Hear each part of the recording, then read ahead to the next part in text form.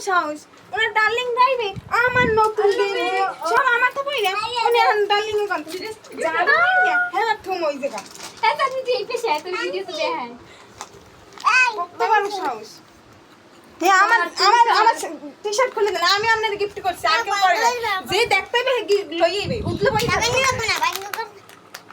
মাথা মারতে আছে কিচ্ছু বোঝে না একটা দড়ি হালাই দিন এই খুললে একবার যাবেন কই যান এই খুললে যান কইলে দিমু না ও পড়ি গেছে সব উড়া